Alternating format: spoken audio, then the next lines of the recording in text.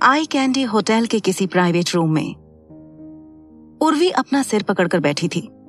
उसके सामने न्यूज़पेपर्स पड़े हुए थे। उस न्यूज़पेपर के मेन पेज पर सारा और नील की फोटो छपी हुई थी। उर्वी ने गुस्से से उस न्यूज़पेपर के 2 टुकड़े कर दिए और खुद से कहा, सारा मलिक, इस नाम ने मुझसे मेरा सब कुछ छीना है। मैं इस कॉन्फिडेंस के साथ वापस आई थी कि मैं एक असिस्टेंट को अपने पावर और पैसे से हरा सकती हूँ, लेकिन ये लड़की पता नहीं कहां से अपना नसीब लिखा कर आई है। उर्वी को लगा था कि अगर वो एम कॉर्पोरेशंस की सीईओ बन जाएगी तो सारा जैसी नॉर्मल असिस्टेंट का करियर स्पॉइल करना उसके लिए आसान सी बात होगी, लेकिन उसने बिल्कुल भी एक्सपेक्ट नहीं किया था कि आगे चलकर सारा एएस ग्रुप्स की ओनर बन जाएगी। वो इतनी फ्रस्ट्रेटेड फील कर रही थी कि उसने अपनी मुट्ठियां कसकर बंद कर लीं। जब वो मन ही मन में सारा को कोस रही थी, तभी किसी ने बाहर से उस प्राइवेट रूम का दरवाजा खोला। उर्वी ने देखा कि उसके सामने रीटा खड़ी थी। वो सुबह सुबह रीटा से बात करने में इंटरेस्टेड नहीं थी, इसलिए उसने एरोगेंट होते हुए उससे पूछा, तुम यहाँ क्या कर रही हो? मैं बात करने के मूड में नहीं हूं, अभी जाओ, हम फिर कभी बात करते हैं। उर्वी को सारा के इस छुपे हुए एड शूट के बारे में कोई आइडिया ही नहीं था, पर उससे भी ज्यादा उसे ये बात परेशान कर रही थी कि सारा ने अच्छी टाइमिंग पर उस एड को रिलीज किया था और अब नील ने पब्लिकली सारा को शादी के लिए प्रपोज कर दिया था। जब रीटा ने वो एड पहली बार देखा था, उसे तो अपनी आंखों पर विश्वास ही नहीं हो रहा था। उसे ये समझ में ही नहीं आ रहा था कि सारा और नील ने वो एड शूट किया कब, और अब तो सारा ऑफिशियली नील सबरवाल की फियांसी थी। लेकिन अब वो इस बारे में सोचने के अलावा और कुछ कर भी तो नहीं सकती थी, इसलिए उसने इस बारे में उर्वी को ब्लेम करना ही सही समझा। उसने उर्वी की तरफ देखकर उसका मजाक उड़ाते हुए कहा, उस कैरेक्टरलेस लड़की के हाथ का इक्का निकालकर मैंने तुम्हें दिया। क्या तुम जानती हो उस मार्केटिंग स्ट्रैटेजी को चुराना मेरे लिए कितना मुश्किल था? और वो स्ट्रैटेजी तुम्हारे पास होने के बावजूद तुमने उस सारा का क्या उखाड़ लिया? उसके इस गुस्से की वजह सिर्फ एक थी, और वो थी उसके मन में सारा के लिए जलन। वो ये कभी एक्सेप्ट ही नहीं करना चाहती थी कि जिस सारा ने उसके बाद एएस ग्रुप्स को ज्वाइन किया था, वो आज उस कंपनी की मालकिन बन गई। और अब तो उसने एक बड़े नामी बिजनेसमैन नील सबरवाल को अपने प्यार के चक्कर में भी फंसा लिया था। उसकी बातें इतनी शार्प थीं कि उन्हें सुनने के बाद उर्वी को अपने आप पर शर्म आने लगी। वो खुद को ही इतना नालायक समझ रही थी जितनी उसे सारा से नफरत थी। लेकिन कुछ देर बाद उर्वी वापस से अपने कैरेक्टर में आ गई। उसने अपना कंपोजर मेंटेन किया और रीटा की तरफ देखकर उससे कहा, ये बातें तुम्हारे मुंह से सुनना थोड़ा अजीब लग रहा है रीटा। रीटा उर्वी की इस बात का मतलब समझ नहीं पाई। उसने उर्वी से सवाल करते हुए कहा, इस बात से तुम्हारा क्या मतलब है? तुम एग्जैक्टली क्या कहना चाहती हो? रीटा उर्वी की तरफ ऑफेंडेड एक्सप्रेशन में देखने लगी। उर्वी फिर अपनी जगह से उठकर रीटा के पास चलते हुए आने लगी। उसने रीटा की हालत पर तरस खाते हुए कहा, मैं तो उसके साथ कंपटीशन में हूं। आज या फिर कल मेरा जीतना तो तय है, लेकिन तुम्हारे साथ ऐसा नहीं है। कोई भी जीते, एएस ग्रुप्स या फिर एम कॉर्पोरेशंस, लेकिन वो कैरेक्टरलेस लड़की तो तुम्हारी बॉस ही रहेगी ना। तो इसलिए मुझे ब्लेम करने से ज्यादा तुम अपनी फिक्र करो। रीटा को एहसास हुआ कि उर्वी बस उस पर तरस खाने की एक्टिंग कर रही थी। इससे उल्टा वो तो इनडायरेक्टली रीटा को टॉन्ट कर रही थी। रीटा ने मन ही मन में कहा, ये उर्वी मान किसी लोमड़ी से कम नहीं है। अगर इसका काम पूरा हो जाए तो ये किसी से पहचान भी नहीं दिखाएगी। लेकिन इसकी बात तो सच है, इस उर्वी की मदद के सिवाय मैं उस सारा की परछाई को टच तक नहीं कर सकती। उसने फिर अपनी बातों का रुख ही बदल दिया। रीटा ने उर्वी को रिक्वेस्ट करते हुए कहा, देखो, तुम्हें भी पता है कि मैं अकेले कुछ नहीं कर सकती, लेकिन अगर हम दोनों साथ मिलकर चाहें तो कुछ भी कर सकते हैं। मुझे इस सारा नाम की नागिन से तुम ही बचा सकती हो। प्लीज कुछ करो। भले ही रीटा मन ही मन में उर्वी को लोमड़ी कह रही थी, लेकिन वो खुद भी उसी कैटेगरी में आती थी। उर्वी को रीटा की इंटेंशंस पता चलने में जरा भी वक्त नहीं लगा। उसने कुछ सोचते हुए अपने आप से ही कहा, ये रीटा बड़ी चालाक लड़की है, लेकिन इसकी बात सच है। रीटा क्या, अगर मैं खुद भी चाहूं तो अकेली इस सारा का कुछ नहीं बिगाड़ सकती। ऊपर से वो नील सबरवाल भी उसकी ही साइड से है।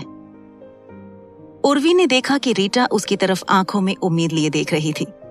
उसने फिर रीटा से कहा, यू आर राइट, अब तो इस सारा का कुछ करना ही पड़ेगा। ये कहते हुए उर्वी की आंखें अलग ही डिटर्मिनेशन की झलक दिखा रही थी। दूसरी तरफ मैनेजर शाह के बंगलों में, जैसे कि पार्टी वाली रात विराज ने हेतल से प्रॉमिस किया था, वो सुबह ही उसके साथ फिल्म देखने के लिए मैनेजर शाह के घर पहुंच गया। सारा खुद आज ऑफिस नहीं आने वाली थी, तो इसलिए उसने विराज को भी एक दिन की लीव दे दी। जब हेतल ने उसे देखा, वो खुश हो गई। विराज ने नोटिस किया कि आज उसकी आंखों में उस रात जैसा गुस्सा नहीं था, बल्कि वो तो एक्साइटमेंट के साथ विराज को अंदर इनवाइट कर रही थी। उसने विराज से कहा, गुड मॉर्निंग विराज अंकल, आप बहुत पंक्चुअल हो, अंदर आ जाओ।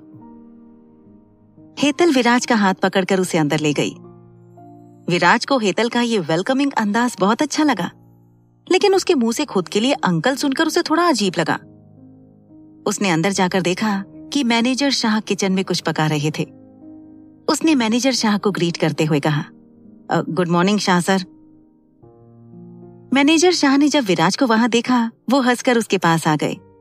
उन्होंने शर्मिंदा होते हुए विराज से कहा, विराज, उस रात मुझे सेफली घर लाने के लिए थैंक यू, और मुझे माफ कर दो, मेरी वजह से तुम्हें तकलीफ हुई। मैनेजर शाह की ऐसी बात सुनकर विराज ने ना में अपना सिर हिला दिया। उसने मैनेजर शाह से पोलाइटली कहा, शाह सर, ये आप कैसी बात कर रहे हैं, इसमें तकलीफ कैसी? ये तो अच्छा हुआ मैं हेतल से मिल पाया। मैनेजर शाह विराज की ये बात सुनकर हंसने लगे। कुछ देर विराज के साथ बात करने के बाद मैनेजर शाह और हेतल ने उसके साथ ब्रेकफास्ट भी किया। मैनेजर शाह पहली बार उनकी बेटी हेतल को किसी के साथ इतना फ्रैंक होते हुए देख रहे थे। उन्हें ये देखकर बहुत खुशी हुई।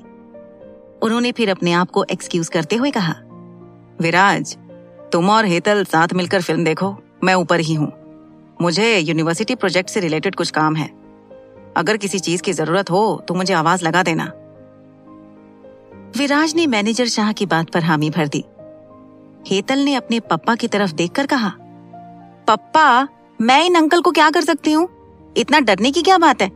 मैं इनका अच्छे से ख्याल रखूंगी, आप टेंशन मत लो। हेतल की ये बात सुनकर मैनेजर शाह और विराज हंसने लगे। मैनेजर शाह ने हेतल के सिर पर से हाथ फेरा और वहां से चले गए।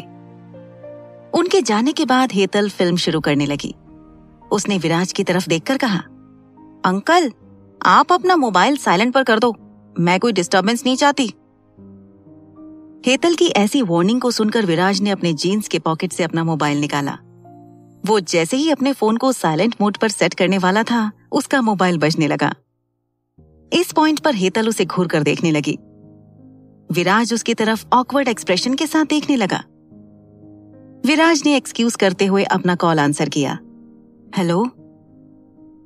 विराज को इतने धीरे बात करते हुए देखकर हेतल ने उससे उसका फोन छीन लिया और उसे स्पीकर पर रख दिया। विराज हेतल को कुछ कह ही नहीं पाया। फोन की दूसरी तरफ से पीहू ने कहा, हे प्रिंस चार्मिंग, गुड मॉर्निंग, क्या तुमने मुझे मिस किया? जब हेतल ने ये आवाज सुनी, उसकी आंखें फैल गईं। उसने फुसफुसाते हुए विराज से कहा, ये तो किसी लड़की की आवाज है, क्या वो आपकी गर्लफ्रेंड है?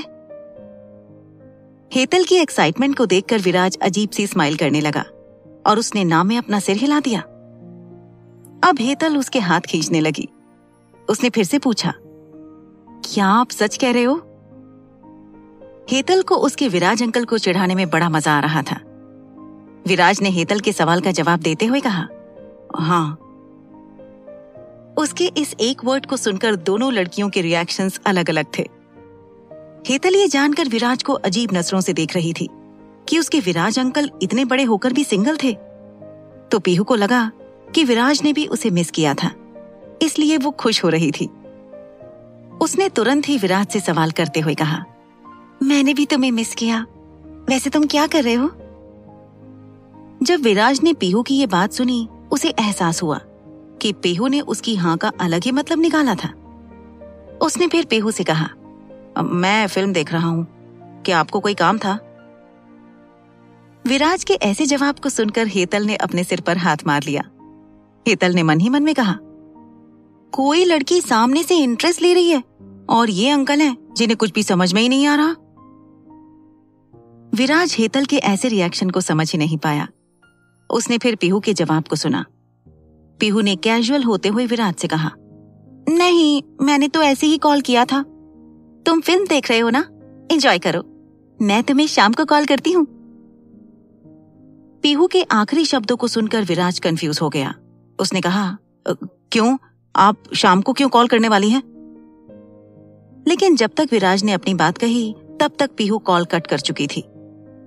इस बात को विराज जब तक समझ पाता, हेतल ने विराज के फोन की तरफ इशारा करते हुए उससे कहा, उन्होंने फोन बंद कर दिया है। विराज उसकी ये बात सुनकर परेशान हो गया। उसने इग्नोरेंट होते हुए अपना फोन साइलेंट मोड पर सेट कर दिया। विराज ने देखा कि हेतल उसे घूरे जा रही थी। विराज ने उसके हाथों से रिमोट लिया और फिल्म लगाने लगा। हेतल ने विराज की तरफ देखकर कहा, अंकल, आपको कुछ भी समझ में नहीं आता। वो लड़की आपके साथ फ्लर्ट करने की कोशिश कर रही है और आप होके उसके सिग्नल्स को समझ ही नहीं रहे हो। विराज ने हेतल की इस बात को अनसुना कर दिया और उसे फिल्म देखने का इशारा किया। फिल्म पर ध्यान दो। उसके विराज अंकल की ऐसी बात सुनकर हेतल टेलीविजन की तरफ देखने लगी। हेतल ने एक्साइटेड होते हुए कहा, यस, मैं फाइनली पीहू की नई फिल्म देख रही हूँ। अब उस बच्ची को कहाँ पता था कि अभी अभी उसने जिसकी आवाज सुनी थी वो पीहू ही थी। गोवा के 4 सीजन्स रिजॉर्ट में कल नील के साथ अच्छा खासा टाइम स्पेंड करने के बाद भी सारा उसे अकेले नहीं छोड़ना चाहती थी। इसलिए वो सुबह सुबह ही होटल पहुंच गई थी। वो नील के रूम के सामने जाकर रुक गई और मन ही मन में सोचा, ओह गॉड, आज मैं लाइफ में फर्स्ट टाइम किसी लड़के के दरवाजे के सामने खड़ी हूँ। वैसे तो मैं बाकी लड़कियों की ऐसी हरकतें देखकर उन्हें चिपकू कहकर बुलाया करती थी, लेकिन मैं खुद भी अब उसी कैटेगरी में पहुंच गई हूँ। उफ, नील सबरवाल, जब से तुमने मेरी लाइफ में एंट्री मारी है ना, सब उल्टा ही हो रहा है। वो आज बहुत नर्वस फील कर रही थी। उसका हाथ बार बार डोरबेल को प्रेस करने के लिए ऊपर तो जा रहा था, लेकिन वो डोरबेल बजा पाती इससे पहले ही वो अपना हाथ वापस खींच लेती। उसने फिर खुद को शांत करने के लिए एक लंबी सांस ली और इस बार उस डोरबेल को प्रेस करने का मन ही मन में ठान लिया। जैसे ही उसने उस डोरबेल की स्विच की तरफ अपना हाथ बढ़ाया, उसे पीछे से किसी की आवाज आई। वो कोई और नहीं, नील ही था। उसने सारा से सवाल करते हुए कहा, क्या तुम मुझसे मिलने के लिए यहाँ आई हो? उसकी आवाज और उसका ऐसा सवाल सुनकर सारा अपनी जगह पर मानो जम सी गई। उसने पीछे मुड़कर देखा तो नील स्पोर्टी लुक में खड़ा था। उसे देखकर सारा ने अंदाजा लगाया कि वो अभी अभी जॉगिंग करके वापस आया होगा। नील उसकी तरफ अभी भी सवालिया अंदाज में देखे जा रहा था। सारा ने हाँ में अपना सिर हिला दिया। उसकी हामी को जानने के बाद नील ने उसकी तरफ देखकर स्माइल कर दिया और उसे गुड मॉर्निंग विश करते हुए दरवाजा खोलने लगा। सारा भी उसे गुड मॉर्निंग विश करते हुए रूम के अंदर जाने लगी। अंदर जाने के बाद नील ने उसे बैठने को कहा और उसे पानी ऑफर करते हुए उससे पूछा, वैसे तुम यहाँ सुबह सुबह, कोई इंपॉर्टेंट काम था या फिर तुमने मुझे मिस किया? वो जब सारा से बात कर रहा था, सारा पानी पी रही थी, लेकिन नील के आखिरी शब्दों को सुनकर उसने बड़ी मुश्किल से खुद को संभाला। उसके ऐसे रिएक्शन को देखकर नील समझ गया कि सारा सिर्फ उससे मिलने यहाँ आई होगी, लेकिन वो सारा का जवाब सुनना चाहता था। सारा उसके सवाल को सुनकर हेजिटेट होने लगी। उसने कुछ सोचा और फिर जवाब देते हुए कहा, वो यूनिवर्सिटी प्रोजेक्ट के रिगार्डिंग मुझे कुछ डॉक्यूमेंट्स अर्जेंटली चाहिए थे, तो इसीलिए मैं खुद ही यहाँ आ गई। उसके इस जवाब को सुनकर नील सरकास्टिकली स्माइल करने लगा। वो झुककर उसके आगे खड़ा हो गया और फिर उससे कहा, बेबी, तुम्हें झूठ बोलना बिल्कुल भी नहीं आता। नील की कही ऐसी बात को सुनकर सारा ब्लश करने लगी। उसने नील की तरफ देखते हुए मन ही मन में कहा, मुझे ये बात समझ में नहीं आती कि जब भी ये लड़का मेरे इतने पास आता है, मैं इतनी नर्वस क्यों होने लगती हूँ। अगर ये ऐसे ही करता रहेगा ना, तो इससे नजरें कैसे मिलाऊंगी। अंदर ही अंदर इस बारे में खुद से बात करते हुए सारा नील से दूर होने के लिए बहाने सोचने लगी। उसे एक आइडिया आया। फिर सारा ने नील से अनजान बनते हुए कहा, तुम क्या कह रहे हो? मुझे नहीं पता। तुम्हारा लैपटॉप कहाँ है? मुझे कुछ काम है। सारा अपनी ये बात कहते वक्त बहुत ही नॉर्मल लग रही थी। अब नील सारा से थोड़ा दूर हो गया। उसने मुस्कुराते हुए अपने आप से ही कहा, ये सारा भी ना, हर बार जब भी मैं इसके करीब जाता हूं कुछ ना कुछ करके मुझे इग्नोर ही देती है। एनीवे, मैं भी देखता हूं कि ये कब तक मुझे ऐसे नजरअंदाज करती है। जब नील खुद से ही बातें करने में बिजी था, सारा उसे आवाज लगा रही थी, नील, नील। लेकिन नील ने सारा को कोई जवाब ही नहीं दिया।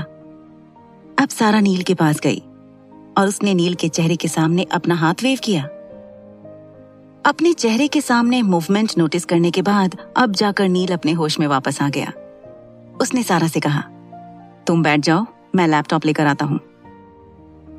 नील की बात को मानते हुए सारा जाकर काउच पर बैठ गई। थोड़ी ही देर में नील अपना लैपटॉप लेकर आ गया।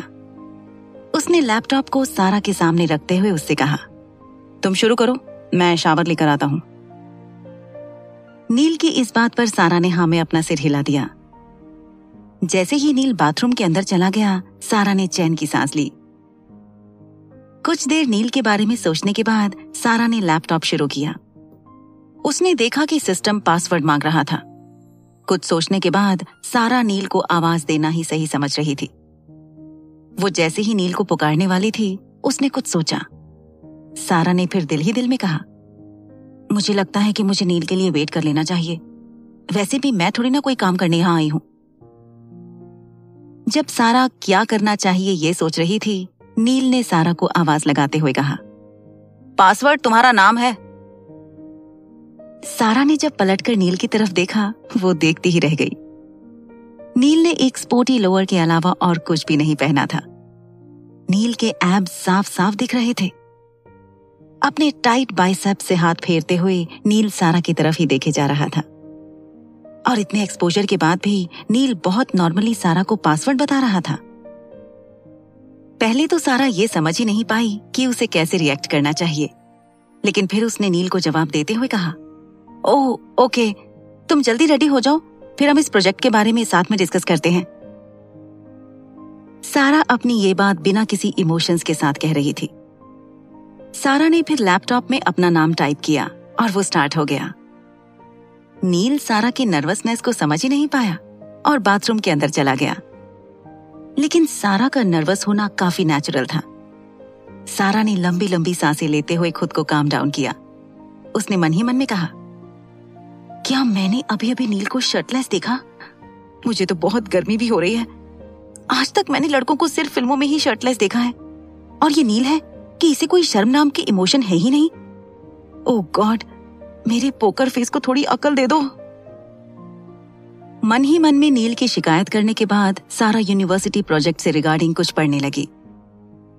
पढ़ते हुए भी सारा को नील का वही शर्टलेस लुक याद आ रहा था। सारा को इस बात का रियलाइजेशन हुआ कि आज सारा दिन भर ऐसे ही नर्वस फील करने वाली थी, लेकिन कोई था जो सारा से भी ज्यादा नर्वस हुए जा रहा था।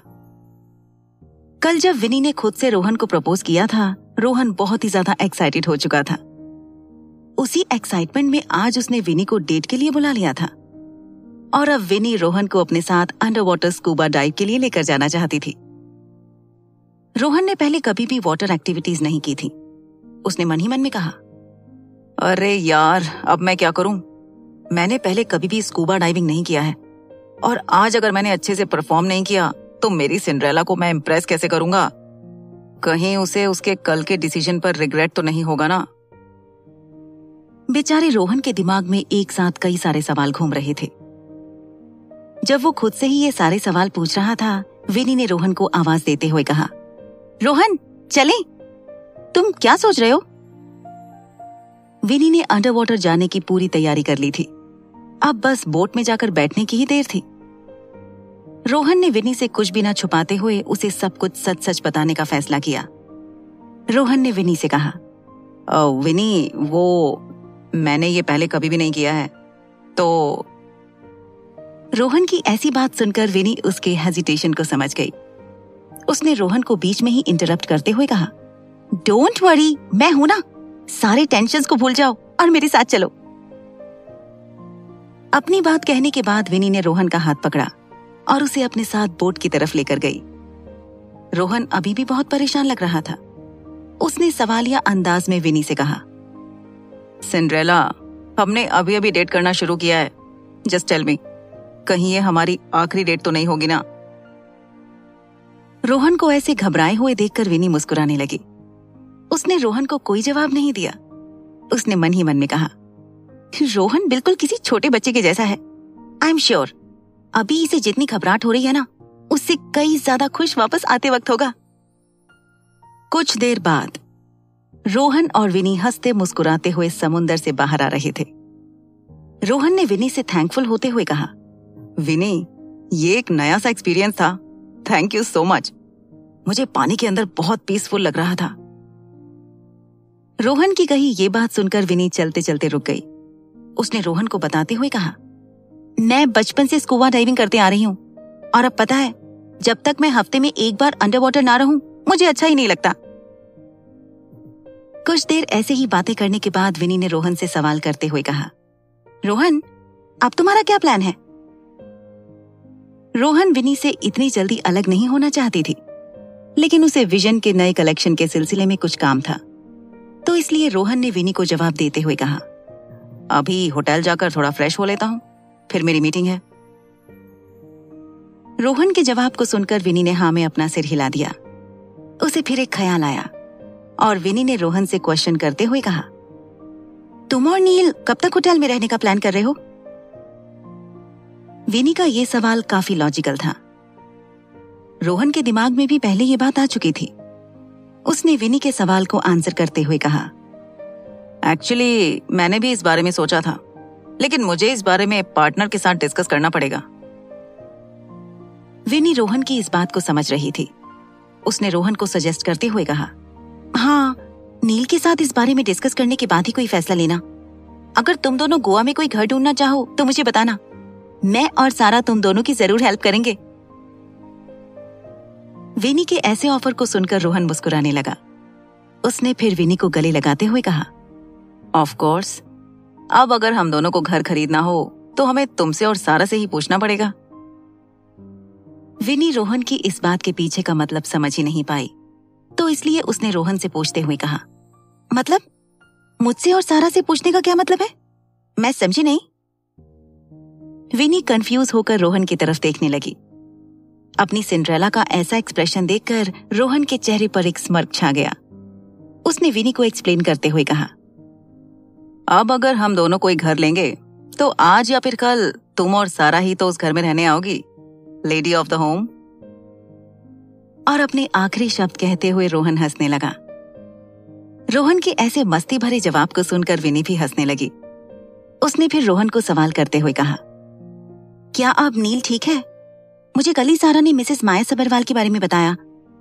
इस बारे में पता चलने के बाद नील को बहुत बुरा लगा होगा, है ना? अचानक विनी के ऐसे सवाल को सुनने के बाद रोहन सीरियस लगने लगा। उसने कुछ सोचा। रोहन ने देखा कि विनी उसकी ओर क्यूरियस होकर देखे जा रही थी। रोहन ने विनी के सवाल का जवाब देते हुए कहा, हाँ, सच का पता चलने के बाद नील बहुत ही शॉक्ड हो गया था। उसका ऐसा रिएक्शन काफी ऑब्वियस भी है। आज तक उसने माया आंटी को ही अपनी फैमिली की नजर से देखा है, सो इस सब के बाद उसे नॉर्मल होने में थोड़ा वक्त तो लगेगा। रोहन के इस जवाब को सुनकर विनी को नील के लिए बहुत बुरा लगने लगा। उसने मन ही मन में कहा, इस पूरे वक्त में सारा को नील के साथ ही रहना चाहिए। आफ्टर ऑल, अब जितने ज्यादा लोग नील के आसपास रहेंगे उतनी जल्दी वो इस सदमे से बाहर निकल पाएगा। विनी ने फिर रोहन से कहा, आई विश कि नील जल्द से जल्द इस शॉक से बाहर आ सके। रोहन ने भी विनी की इस बात पर हामी भर दी और उसके बाद रोहन विनी के साथ अगोंडा बीच से उसके घर के लिए निकल गया। दूसरी तरफ सारा लैपटॉप के सामने बैठे नील का वेट कर रही थी। कुछ देर पहले उसने जो भी देखा था, उसके बाद सारा के लिए किसी चीज पर कंसंट्रेट करना बहुत मुश्किल हो रहा था। सारा जब बिना किसी फोकस के लैपटॉप स्क्रीन की तरफ देखे जा रही थी, उसका फोन बजने लगा। सारा ने लेजी होते हुए अपने पर्स से अपने फोन को बाहर निकाला। सारा ने देखा कि कॉलर्स आईडी पर कोई अननोन नंबर फ्लैश हो रहा था। पहले तो सारा उस कॉल को आंसर नहीं करना चाहती थी। सारा ने मन ही मन में कहा, वैसे भी मुझे कोई काम तो है नहीं, इस कॉल को आंसर कर ही देती हूं। हो सकता है कि कोई इंपॉर्टेंट कॉल हो।